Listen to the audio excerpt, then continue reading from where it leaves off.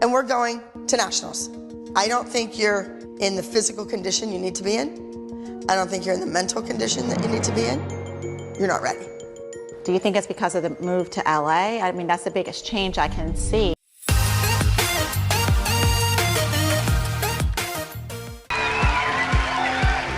What? Did you just say, bye Felicia? Did you just say? I will explain the gossip. Never miss this video. Please subscribe to the channel. When Dance Moms premiered, it was clear who Abby Lee Miller's favorites were, and Nia Sue wasn't one of them. From the very first season, Nia found herself pushed to the bottom of the pyramid more often than not. Despite her potential, Abby constantly criticized her technique and often implied that she simply didn't have what it took to compete on the same level as Maddie, Chloe, or even Paige. But even in the face of favoritism, Nia kept smiling. The audience quickly noticed something special about her. She had an incredible work ethic, a big heart, and a passion that couldn't be denied. She wasn't just dancing for trophies. She was dancing to prove something. Holly, Nia's mom and the unshakable Dr. Holly, didn't let Abby's dismissiveness slide. From the very beginning, Holly stood up for her daughter, often clashing with Abby over her treatment of Nia. But unlike some of the louder moms, Holly did it with elegance and receipts. She demanded respect, not just for Nia, but for every child who wasn't handed opportunities. Whether it was Abby blaming Nia for every group number mistake or barely giving her solo opportunities, Nia endured it all and kept showing up. Her early solos like Cry in Season 1 and Working Girl in Season 2 might not have placed high, but they planted the seeds of what was to come. In Season 3, something shifted. Nia got a solo titled Freak Show, a dark, character-driven piece that allowed her to bring out her inner actress. She nailed it. The judges loved her commitment to the role, and fans started to see Nia as more than the nice girl. She was a chameleon. Then came Bully, one of Nia's most memorable performances. The dance tackled school bullying, and Nia brought the emotion and depth like never before. It was raw, heartfelt, and hard to watch, but in the best way. For once, Abby praised her not just for trying hard, but for being good. Even with those wins, Nia was still the underdog. She didn't have the polished technique of Kendall or the laser-sharp performance of Maddie. But what she lacked in perfection, she made up for in presence.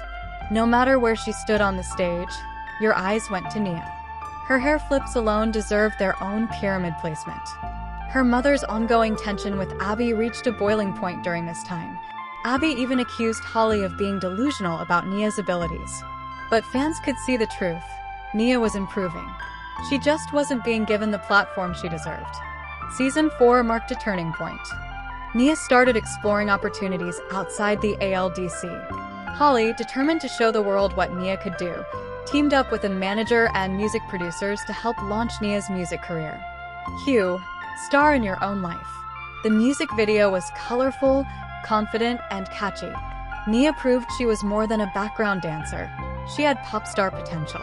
Abby, of course, wasn't thrilled.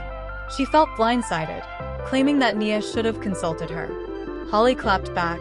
"You haven't exactly been investing in Nia's future, so we did it ourselves." The other moms were divided. Some supported Nia's venture into music. Others, like Jill, seemed jealous that Nia was branching out while their daughters were still stuck waiting for Abby to notice them. As Nia's music video gained views, so did her confidence. She followed it up with Slay, featuring Coco Jones and Winner, both showing her growth as a performer. She wasn't just the nice girl from the ALDC anymore. She was a budding brand. Even when Abby tried to sabotage her by not letting her miss class for performances or belittling her pop career, Nia kept showing up, to both dance class and the recording studio. That's hustle. One of the most controversial and powerful moments in Dance Mom's history was when Nia performed La Divas and Black Widow. These were not just dances, they were statements. Nia often felt isolated as the only black girl on the team, and these pieces gave her space to celebrate her identity. There was also By Felicia, a jazzy number full of attitude that gave Nia her time to shine. It was clear that when given the right material, she didn't just perform, she owned the stage. Holly continued to speak up about the limited range of choreography Abby gave to Nia. While other girls were doing lyrical, contemporary, and acro numbers, Nia was frequently boxed into ethnic or character roles. It was tokenism disguised as typecasting. Still, Nia rose above it. She infused every role with power and grace, whether it was tribal-themed, hip-hop, or Broadway style. Her range might not have been valued by Abby, but it didn't go unnoticed by fans, or by casting directors outside of the ALDC. As her popularity grew, Nia started performing at events outside of Dance Moms. She appeared on talk shows, hosted panels, and took her music on the road. She was booked, busy, and thriving. One iconic moment, her live performance of Star in Your Own Life in front of a crowd of screaming fans. In that moment, Nia wasn't just a dancer, she was a full-blown entertainer. She also starred in her own spin-off digital series and became a role model for young girls, especially young Black dancers who didn't often see themselves represented in the dance world. Through it all, she never badmouthed Abby. She let her success do the talking. And let's not forget her acting roles. She started landing gigs in shows like The Bold and the Beautiful, showing that her talents extended well beyond the dance studio. Even after leaving the ALDC, Nia never abandoned her roots. She frequently gave credit to the show for giving her a platform, but she also made it clear that her success came from her own hard work and her mom's unwavering support. At the Season 7 reunion, Nia came back with the ultimate glow-up. She was calm, collected, and so done with the drama. When Abby tried to discredit the girls who had left her studio, Nia responded with pure class. "We grew because we had to. We found our own way." Dr. Holly was equally composed, but didn't hesitate to throw in some zingers. She reminded Abby that Nia's success had nothing to do with the pyramid and everything to do with persistence. Fans were in awe. The shy, underestimated little girl from Season 1 was now a confident, talented young woman with her own fan base, career, and voice. Nia's legacy on Dance Moms is more than just a highlight reel. She represents every kid who was ever overlooked, underestimated, or underestimated because they didn't fit the mold. She showed that you don't need to be the favorite to be unforgettable. She proved that kindness, when combined with ambition, can be powerful. And she reminded us that no amount of yelling from Abby Lee Miller could crush a dream when it's backed by hard work and a strong support system. Nia Sue became the breakout star because she stayed true to herself. While other girls fought for Abby's attention, Nia carved her own lane, with her mother by her side and her head held high. By Season 5, things between Abby and the Fraser family were hanging on by a thread. Abby's refusal to take Nia seriously as a top-tier dancer wasn't just frustrating, it was strategic sabotage. It was clear, when Nia booked outside gigs or grew her fan base, Abby punished her in class. Remember when Nia had a music video opportunity, and Abby claimed it would ruin her career? This, coming from the same woman who pushed Kendall into doing music videos with copy-paste storylines. The double standard was wild, but Holly didn't blink. "You're not going to tear down my daughter to build up someone else's brand," she told Abby during one of their most iconic blowouts. Abby tried to retaliate with petty tactics, giving Nia unfair corrections, making her rehearse in corners, and even cutting her from group numbers. But Nia kept showing up, and that was her real power. At one point, Abby refused to even say Nia's name in Pyramid. She referred to her as her or the singer. Fans were furious. But Nia? She was unbothered, because while Abby was dodging her name, the rest of the world was learning it. Nia was always the peacemaker, but that didn't mean she avoided conflict, especially when her friendships were on the line.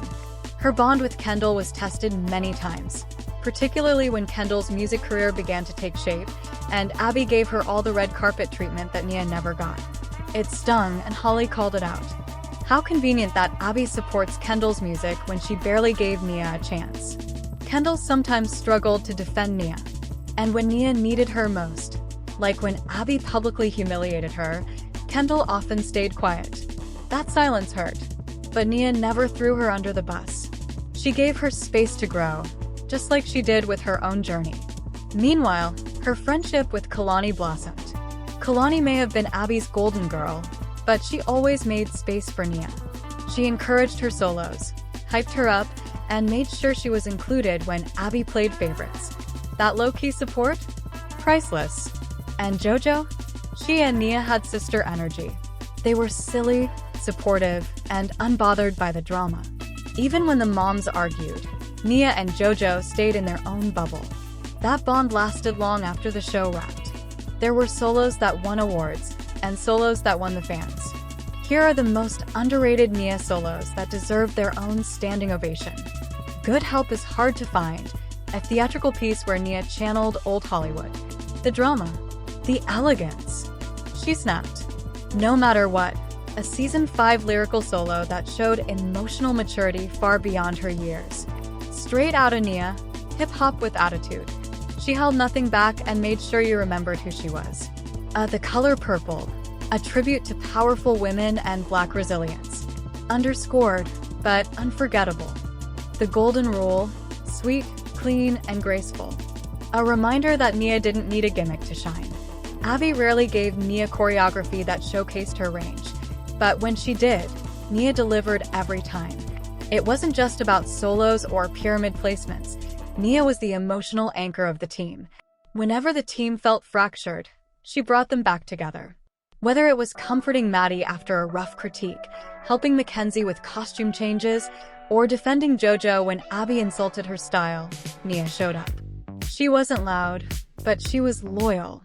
During the chaos of season 6, when Abby was unraveling, Nia remained calm.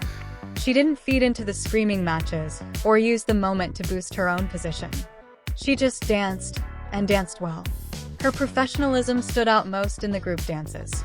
She always gave 100%, even when she was placed in the back. She hit her marks, supported her teammates, and never made it about herself. When the team toured Australia, Nia shined even brighter. She connected with fans, gave interviews with poise, and never acted like she was above anyone. That humility? Rare. And the fans noticed. When the team officially parted ways with Abby in season 7, it was emotional. But for Nia, it was bittersweet. She'd spent years proving her worth to a coach who refused to see her greatness. Leaving wasn't just a career move, it was an act of liberation. Her goodbye wasn't loud or dramatic. It was graceful. While Abby hurled insults and belittled their exit, Nia kept it classy. She hugged her teammates, thanked the crew, and walked out of the studio with her chin high and legacy intact. In interviews afterward, Nia said, "I'll always be grateful for the experience, but I knew it was time." That self-awareness, that emotional maturity, she was already operating on a whole new level. She attended UCLA, landed brand deals, and walked red carpets.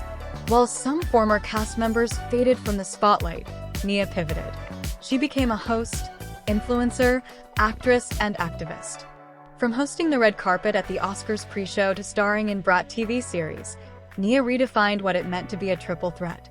She also used her platform to speak about racial injustice, body positivity, and mental health. She's given TED Talks. She's been invited to the White House. She's written essays and given interviews where she names the challenges she faced in the industry, not with bitterness, but with clarity. Her style transformed too. Goodbye sparkly headbands, hello high fashion editorials. Whether she's slaying a runway or chilling with her dog on Instagram Live, Nia radiates confidence and calm. The best part? She never tried to erase her dance mom's past.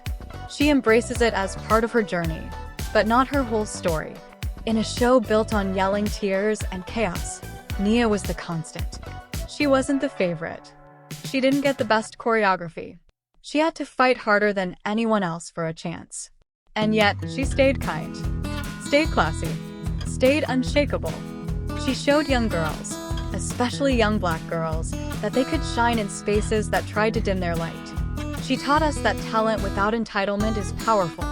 And she proved that no matter how many times you get put at the bottom of the pyramid, you can still rise to the top of the world.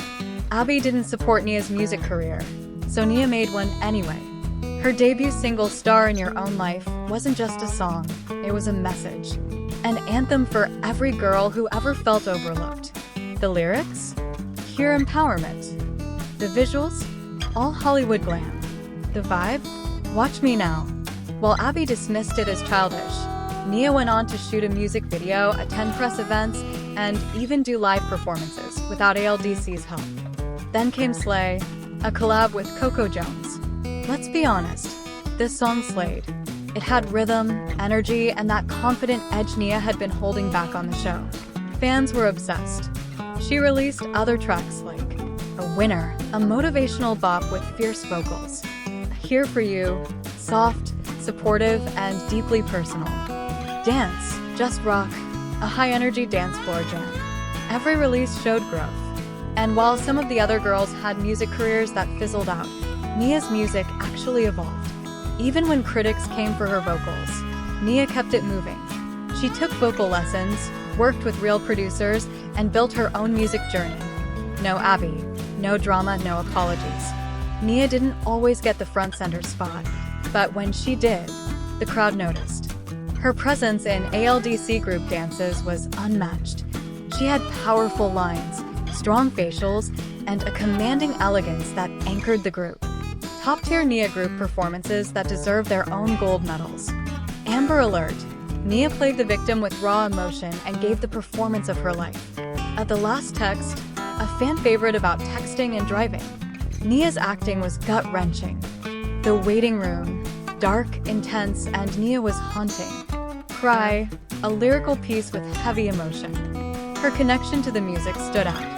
Contagion. Fast-paced, dramatic, and Nia delivered power and poise. She wasn't just a dancer, she was a storyteller. What made Nia special? Her musicality.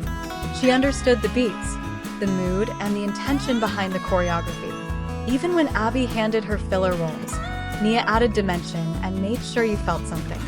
No Dance Moms flashback is complete without celebrating the ultimate mother-daughter duo Nia and Dr. Holly. Holly Frazier was never the loudest mom in the room. But when she spoke, everyone listened. She wasn't afraid to go head-to-head with Abby, but she did it with facts, dignity, and her signature calm voice that could cut deeper than any scream. Abby often belittled her intelligence, mocked her book smarts, and tried to write her off, but Holly never cracked. And her unwavering support of Nia? Legendary. Whether it was fighting for fair choreography, calling out racial bias, or defending Nia's right to pursue music, Holly always had her daughter's back. One of their most powerful moments. When Holly said, "I'm not raising a child who only succeeds in Abby's world. I'm raising a child who will succeed in any world." And Nia felt that. She credited her mom for helping her stay grounded during the storm that was LDC life. It wasn't always easy, but together, they were unstoppable. Their bond became a blueprint for how to advocate for yourself and your child in a system built to silence you. Even when the judges gave her low scores, the fans always gave Nia a perfect 10. From day one, audiences related to Nia. She was the girl who had to work harder for less. The girl who smiled through unfair treatment.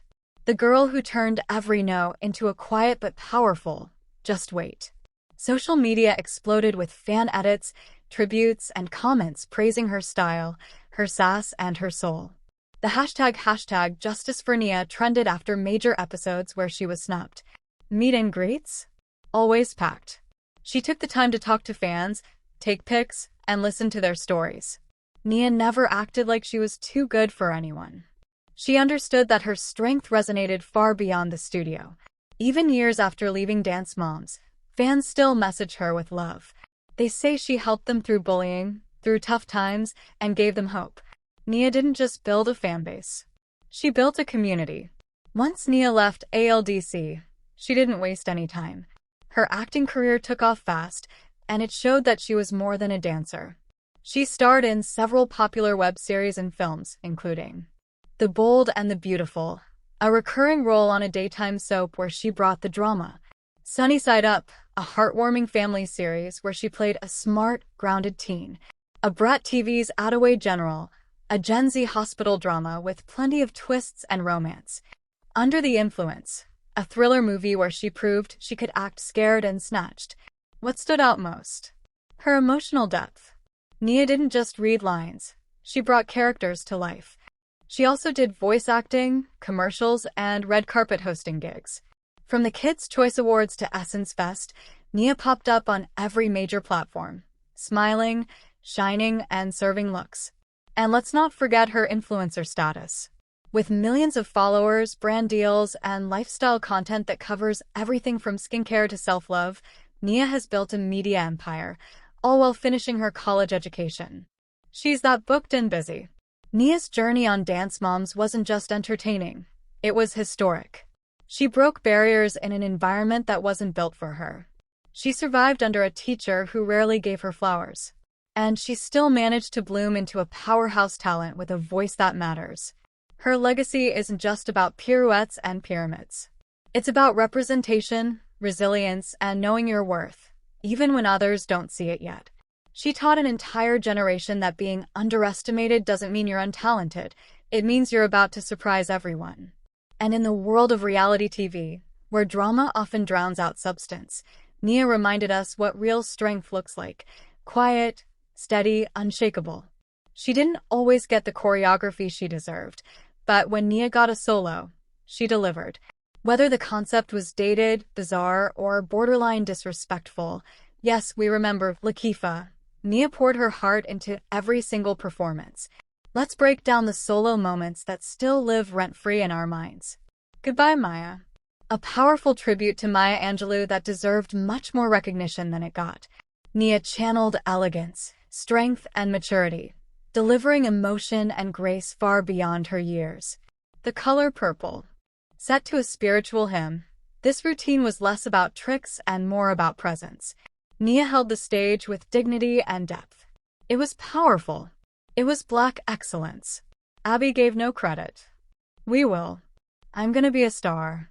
After years of being overshadowed, Nia finally danced a solo that screamed confidence. Her turns were tight, her facials sharp, and that pose at the end, worthy of a standing ovation. Feeling good. A jazz solo dripping in attitude. The musicality. The hair flips. The boldness. This number proved she could do sultry, stylish, and still keep it classy. Even when Abby didn't give her the best material, Nia turned every routine into a moment. She made basic choreography feel important, and fans noticed. Let's be honest. Dance Moms didn't just ignore racial bias, it gaslit it. Nia was the only Black dancer on the original team, and while she never asked for special treatment, she deserved equal respect. But week after week, Abby dismissed her talent, typecast her with outdated themes, and refused to see her as a contender. Remember the Lakifa solo? Or the ethnic costumes Abby kept pulling out? Or the way Abby told Nia her music career would never work, even while hyping up Kendall's pop songs?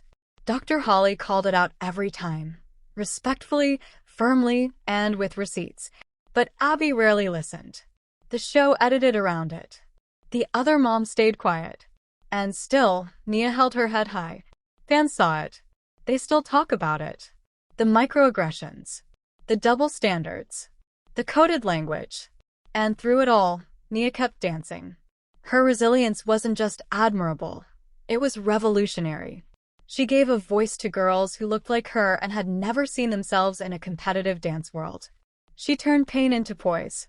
And now, she's rewriting the rules for future Black dancers. That's legacy.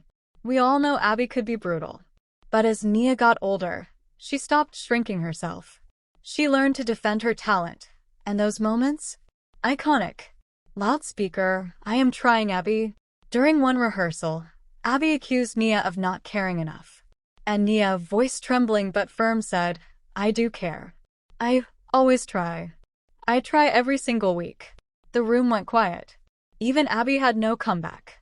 Crown, I don't want to be like everyone else. When Abby criticized her for not dancing like Maddie or Kendall, Nia calmly replied, That's not who I am. I want to dance like me. A mic drop moment of pure self-worth. Face with steam from nose, you never give me credit. In season 4, Nia had had enough. After Abby downplayed her hard-earned win, Nia said, You never give me credit for what I do well. And guess what? The fans agreed. Person gesturing no, stop yelling at my mom. Yes. Nia stood up for Dr. Holly when Abby crossed a line. She calmly but firmly said, Don't talk to my mom like that. The maturity it took? Unmatched. Every time Nia stood up for herself, she didn't yell. She didn't stoop. She rose. Nia was always the glue of the team. She didn't start drama.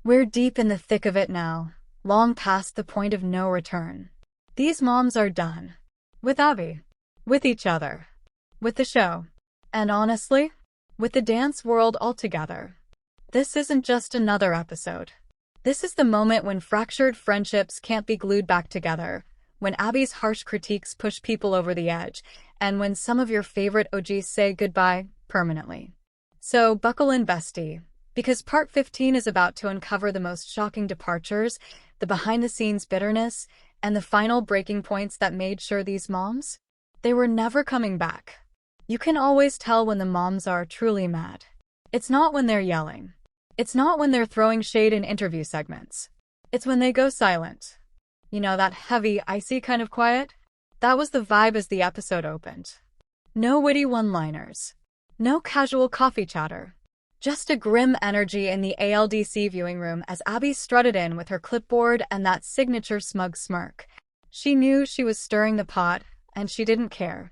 The moms, on the other hand, were done playing nice. Holly looked like she was mentally drafting her resignation letter. Kira was barely hanging on. And Jessalyn? She was sharpening her claws, waiting for the moment to pounce. The air was thick with tension, and you could tell something was coming. Something big. We've seen Abby play favorites before, and we've seen her throw dancers under the bus when she's feeling petty. But this episode took things to a whole new level. Enter Kalani. Now, Kalani is usually Abby's golden girl. She's technical, polished, emotionally mature. But when Kira refused to comply with Abby's latest outrageous demand, something about a photo shoot, a costume change, and maybe a last-minute solo, Abby took it out on Kalani. Again. She pulled Kalani's solo. That's right, she snatched the routine hours before competition. No explanation. No room for redemption. Just cold, calculated sabotage. Kira's response? A jaw-clenched monologue about Abby's constant manipulation, followed by one of the realest lines we've ever heard on this show. She's not running a team. She's running a cult. And my daughter's not drinking the Kool-Aid. Mic drop. It's not the first time Holly has reached her breaking point. But this time, it felt different. She wasn't yelling. She wasn't even trying to fight back. She was over it, in that calm, terrifying way only Dr. Holly can master. Watching Abby once again sideline Nia in favor of yet another flashy blonde was the final straw. Let's be real, Nia had earned her place. She put in the work, showed loyalty, endured years of being underestimated. And for what?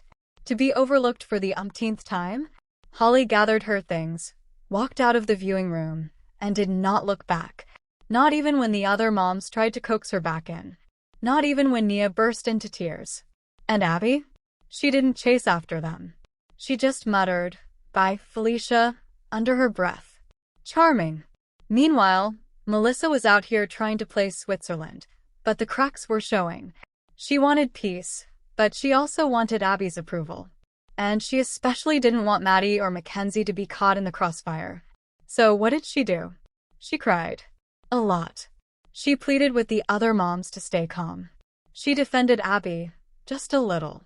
And she tried to spin every meltdown into a misunderstanding. Spoiler alert, it didn't work.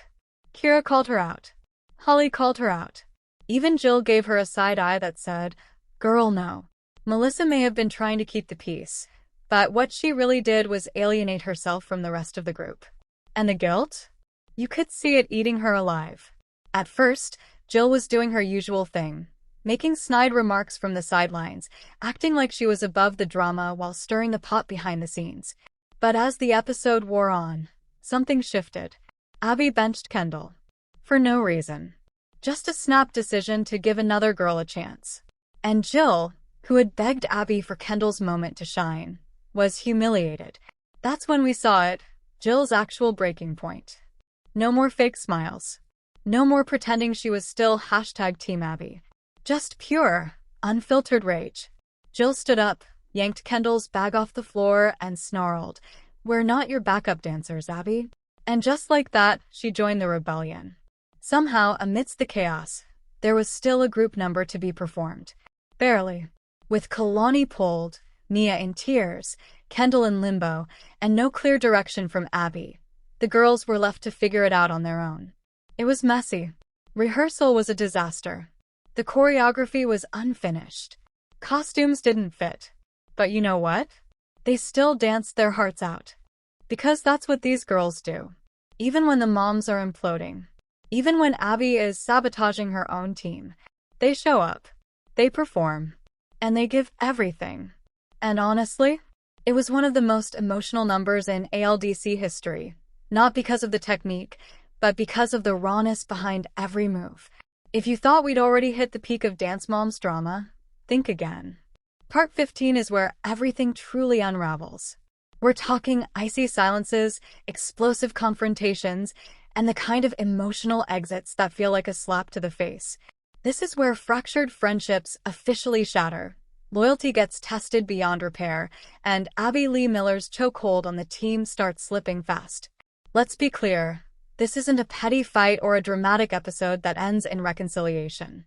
This is the beginning of the end for some of the show's most iconic moms. After this, they're gone. And not just for a week or two. We mean never. Coming back. You know how Dance Moms usually opens. Chatter, snarky interviews, coffee cups, maybe even some passive-aggressive banter. But not this time. The episode kicks off with the ALDC viewing room completely silent. Like, eerie silent. No Holly lecturing Abby with her usual poise.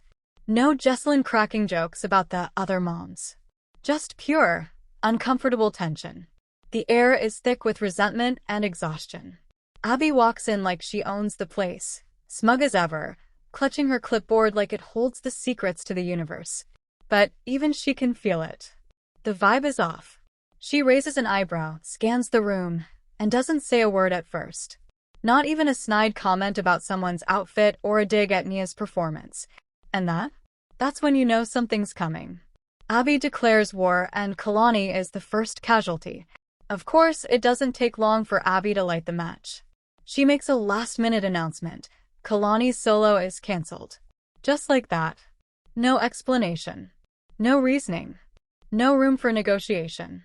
Kalani, one of the most consistent and technically strong dancers on the team, is pulled for absolutely no reason, other than the fact that her mom, Kira, refused to play Abby's game. Apparently, Abby had made some outlandish request involving a chaotic costume change, a last-minute photo shoot, and a creative pivot to Kalani's solo. Kira, who's been around the block, wasn't having it. She pushed back, and Abby retaliated. This wasn't just favoritism or manipulation. This was sabotage. Plain and simple. Kalani, heartbroken and blindsided, tries to keep it together. But Kira? Oh, Kira's done being polite. She's not running a team. She's running a cult. She snaps, her voice ice cold. And my daughter's not drinking the Kool-Aid. Boom. Mic drop. And just like that, Kira's fuse is lit. Holly's silent storm, the calm before the walkout. If there's one mom who's always tried to be rational, strategic, and even-tempered, it's Holly. But even she has a breaking point, and Abby finds it this episode. Nia, who has proven time and time again that she's just as talented and hardworking as anyone else on that team, gets snubbed. Again. Abby picks another blonde newbie to feature. Nia's routine gets pushed to the back. And Holly? She doesn't even raise her voice. She just stands up, collects her things, and walks out. No screaming match. No dramatic declarations. Just a calm, cold exit that somehow hits harder than anything else we've seen. The other moms try to get her to stay. Even Nia cries, pleading with her mom to let her finish rehearsal. But Holly's done. Done being ignored. Done watching her daughter get treated like she's invisible.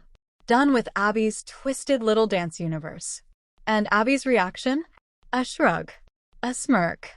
And the nastiest whisper, "Bye, Felicia." If anyone still had doubts about Abby's lack of empathy, that line sealed it. Melissa's meltdown, aka the guilt tour no one asked for. Meanwhile, Melissa is melting down, per usual. But this time, she's not just crying for sympathy. She's crying because she knows she's losing her grip. For years, Melissa's managed to float above the drama, smile in the face of chaos, cry her way out of confrontations. But now, it's all unraveling. She's desperately trying to play neutral. She pleads with the other moms to stay calm, not to walk out. She says Abby doesn't mean it. She's just under stress. Melissa bestie, what show have you been watching? Kira calls her out. Holly gives her the death stare. And even Jill, who usually follows Melissa's lead, looks at her like, girl, this isn't it.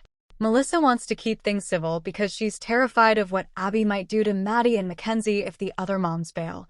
But her tears? They're not landing. They just make her look guilty, like she's picked her side and is trying to pretend she hasn't. At first, Jill's in her usual lane, rolling her eyes, making shady comments, pretending to be above it all while quietly feeding the fire. But then, Abby benches Kendall. Out of nowhere. No reason. No warning. Just, we're giving someone else a shot. Kendall, who's been busting her but is sidelined. Jill is humiliated. And suddenly, all that fake neutrality goes out the window. She stands up, grabs Kendall's bag, and says, "We're not your backup dancers, Abby. That's it. No more team player energy. No more pretending she's still on Abby's good side."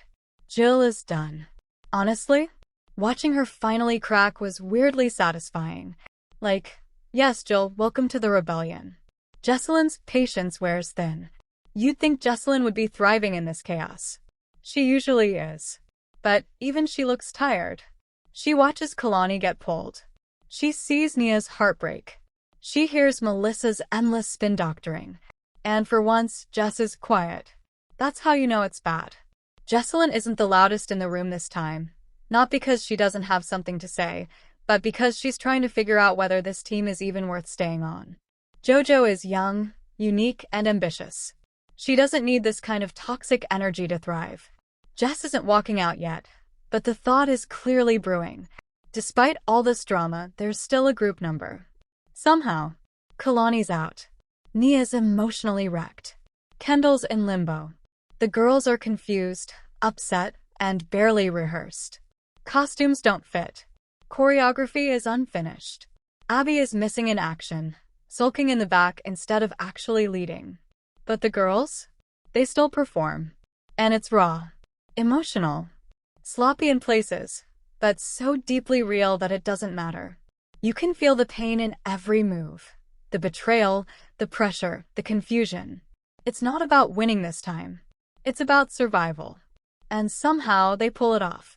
The moms watch from the wings, teary-eyed, knowing this might be the last time their girls dance together on the stage, at least under the ALDC banner. Backstage blow-up, Abby has no regrets. After the number, Abby doesn't say good job. She doesn't give notes. She doesn't even pretend to care that her team is falling apart. She just walks backstage, criticizes Nia's facials, and says Kendall was lucky to even be on stage. That's when Jesselyn snaps. "You are destroying these girls," she hisses. "And for what? Your ego." So, the moms are gone. Walked out. Bags packed. Vows made to never return. You'd think this would be the end of the drama, right? Oh, you sweet summer child. This isn't the end. It's the explosion after the bridge has already been set on fire. Because while the moms may be gone, the emotional shrapnel is everywhere. The ALDC is barely holding itself together, and the dancers are the ones left to pick up the pieces. Abby? Still pretending she's unfazed. Acting like she's in control. But her silence is louder than any of her shouting ever was, and trust us, she's about to spiral. Let's break down the immediate aftermath, the behind-the-scenes scramble, and the next generation of dancers Abby tries to throw into the fire to replace the moms who said, "Never again." Abby's spin cycle. The damage control tour begins. Within hours of Holly, Kira, Jill, and Jesselyn walking out, Abby's trying to rewrite the narrative. Cameras catch her on the phone, pacing like a maniac, muttering about ungrateful mothers and brats who think they're Beyoncé. She tells producers that she's better off without the drama. That she's finally free to work with girls who actually respect authority. But you can see it in her eyes, she's panicking. Why? Because her entire brand just walked out the door. The moms are the show. Without them, Abby's just a woman in a dance studio yelling at mirrors. Her solution? Start rebuilding immediately. Enter the replacement moms, aka What is this lineup? Abby doesn't waste time. She immediately brings in new moms to audition for the role of ALDC backup parent. It's a carousel of desperation. Moms from previous auditions, a couple of overeager dance teachers, and even one mom who brought her daughter to nationals 3 years ago and thinks it counts as relevant experience. Each one walks in with the same energy, full glam, fake confidence, and zero understanding of what they're walking into. And Abby? She's on a power trip. She grills them one by one. What does loyalty mean to you? Would you let your child go on stage in a costume you hate? Have you ever stood up to a teacher? It's a full-on interrogation. One mom answers no to that last question, and Abby actually claps. Claps. Spoiler. None of these women are Holly, Kira, or Jessalyn. Not even close. But Abby doesn't care. She just needs warm bodies and wide-eyed dancers who will do as they're told. Meanwhile, the originals are not staying quiet. Just because the moms walked out doesn't mean they disappeared. By the next morning, Holly and Kira are already doing interviews. Not with the press yet, but with production. You can feel how different they are now. This isn't just reality show drama. This was personal. I never wanted it to end like this, Holly says, holding back tears. But I'm not going to watch my daughter be sacrificed for Abby's ego. Kira's even more direct. Kalani has a future in dance. Abby doesn't get to destroy that. Meanwhile, Jill is texting everyone trying to check in. Classic damage control. But no one's biting. Not even Melissa. Speaking of, Melissa's guilt spiral gets complicated. Melissa is now the last original mom left. And she knows it. She's torn between staying loyal to Abby and realizing she's completely alone. The guilt is eating her alive, but not enough to make her leave. Abby, sensing weakness, ropes her into co-leading the new moms. She wants Melissa to be the blueprint, the role model, the one who knows how things work. At first, Melissa agrees. She wants to keep her girls safe, keep the peace, be the bridge between the old and the new. But what she doesn't expect, the new moms hate her. They see her as a threat, a favorite, a relic from an era they weren't part of. One of them even calls her Abby's pet in a confessional. Melissa finally starts to crack. She cries again, but this time it feels different. It's not performative, it's exhausted. She knows she made her choice. And now, she's on an island. The dancers try to stay afloat. While the moms are burning bridges, the girls are doing what they've always done, dancing through the chaos. Nia, Kalani, and Kendall are now training privately. Holly pulled Nia from the ALDC completely, and she's back to vocal lessons and contemporary masterclasses. Kalani? Back to Arizona. But she's not quitting dance. She's just quitting the circus. And Kendall is in this weird limbo. Jill hasn't officially left the show, but she's keeping Kendall off camera until things calm down. That leaves Maddie and Mackenzie again. They're still at the ALDC. Still showing up to rehearsals. Still trying to deliver under Abby's watchful and increasingly frantic gaze. But it's obvious. They miss the team. The laughter, the friendships, the late-night sleepovers before competitions. All of it is gone. And Jojo? Jojo's in the most complicated position of all. Jessalyn's return. With a twist. After the walkout, Jessalyn takes Jojo home for a few days. But something shifts. Jojo's sad. Quiet. She tells her mom she misses the girls. She wants to dance. She doesn't want to give Abby the power to ruin what she loves. Jessalyn surprisingly listens. So she does the unthinkable. Brings Jojo back. Alone. She doesn't come in all guns blazing. She walks in calmly. No eye rolls, no giant bows, no dramatic music. Abby stares at her like she's a ghost. You came crawling back? Jessalyn stares right back. No. Jojo came to dance. Not to worship you. The tension is palpable. Abby, too stunned to respond, lets Jojo stay.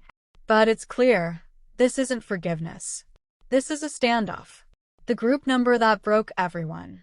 The next week, Abby throws together a last-minute group number with the new kids. It's supposed to be edgy, dark, symbolic of rebirth, she says. Spoiler, it's a mess. The choreography is sloppy. The The costumes look like leftovers from 3 seasons ago. And the emotion? Non-existent. Abby tries to force a tearful moment in rehearsal. She says, "Imagine being left behind by people you trusted." But none of these new girls get it. They weren't there. They didn't live through Abby's mind games. The number ends up placing third, and Abby has a full-on meltdown. She screams. She cries. She blames everyone but herself. It's not about the choreography. It's not about the judges. It's about the fact that for the first time ever, she's irrelevant. She can replace moms. She can recruit dancers. But she can't recreate history. And now, she knows it. The episode ends with a rare solo confessional. No drama. No music. Just Abby in full glam, staring into the camera. "I built this team from nothing," she says. "I gave those girls everything. And their mothers threw it away." Then silence. She reaches for her phone. Scrolls. Scrolls again. We see the screen. No new texts. No calls from Jill. No messages from Kira. No group chats. Nothing. Just a woman who's realizing the world moved on, and she didn't. And as the screen fades to black, Abby whispers one last line. "They'll come crawling back. They always do."